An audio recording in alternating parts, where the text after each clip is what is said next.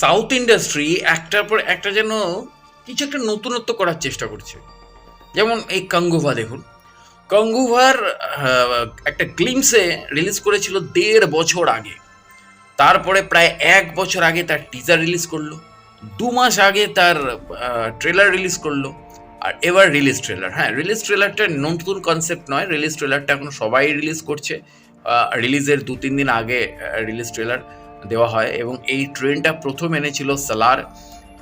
অর্থাৎ সালার নিয়ে এসেছিল আপনার ২০২৩-এর যখন ডুঙ্কির সাথে রিলিজ করছে ২১শে ডিসেম্বর, তখন তারা রিলিজের প্রায় ২৪ ঘন্টা আগে একটা রিলিজ ট্রেলার নিয়ে এসেছিল আরও হাইপটা তুলে দেওয়ার জন্য। তো হোমেবল ফিল্মসের কাছ থেকে এগুলো আমরা একটা অ্যাকসেপ্ট করি। কিন্তু কাঙ্গুভাও দেখলাম এবার রিলিজ ট্রেলার নিয়ে আসলো।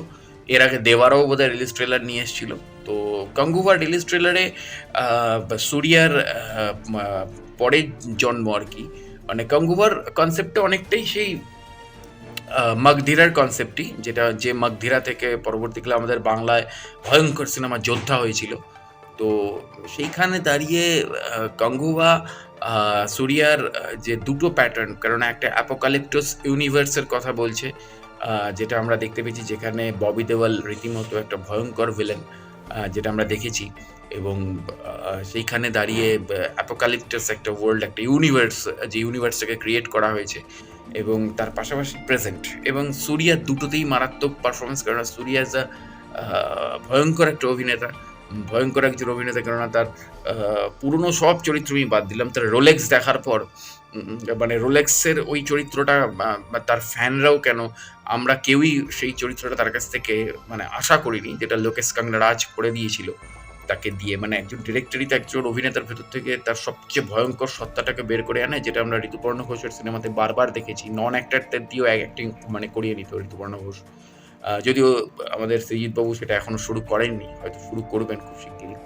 তো যাই হোক, হোয়াট এভার। তো কাঙ্গুভাতে আমরা সুরিয়াকে দুটো অবতারে পাচ্ছি। ববি দেওয়াল একটা সেই ভয়ঙ্কর ১ বছর আগের সেই অ্যানিমেলের ভয়ঙ্কর একটা ইমেজ নিয়ে আবার ফিরছেন। তো যেটাকে বলে লর্ড ববি, এবং লর্ড বি এবার একেবারে পারফেক্ট, কারণ এবার তাকে যে গাভিলা মানে যেটা আদিবাসীদের যেসব সম্প্রদায়গুলো হয় তাদের একটা রাজা দেখানো হচ্ছে। তো সেইখানে দাঁড়িয়ে গল্পের একটা মারাত্মক মোচড় রয়েছে এবং কাঙ্গুভা একটা মাচ অ্যাওয়েটেড সিনেমা, কেননা কাঙ্গুভার আগে এবং পরে সুরিয়ার অনেকগুলো ক্লিপস এসছে এবং রোলেক্সও তাই। রোলেক্সও কাঙ্গুভা শ্যুট করতে করতে রোলেক্সে শ্যুট করে দিয়ে বেরিয়ে গেছিলো সুরিয়া। তো এক্স্যাক্টলি সেইখানে দাঁড়িয়ে সুরিয়ার এটা খুব মানে খুব অপেক্ষিত মানে একটা সিনেমা।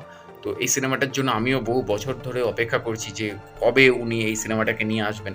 তো এক্স্যাক্টলি সেই জায়গা থেকে দাঁড়িয়ে এবার দেখা যাক। ছবি রিলিজ হয়েছে ১৪ই নভেম্বর। ছবির আপডেট কি আসে না আসে এভরিথিং নিয়ে আসছি।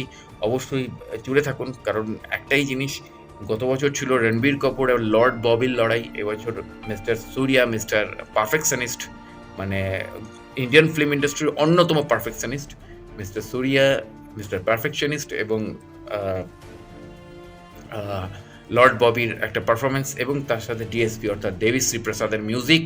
যে ডিএসপির মিউজিক পুষ্পাকে কাঁপিয়ে দিয়েছিল গোটা ভারতবর্ষ, সেই ডিএসপির মিউজিক আবার গাঙ্গুবাতে আসছে। কিন্তু গাঙ্গুবার মিউজিক সেরকমভাবে মনে দাগ কাটেনি এখনো আমাদের।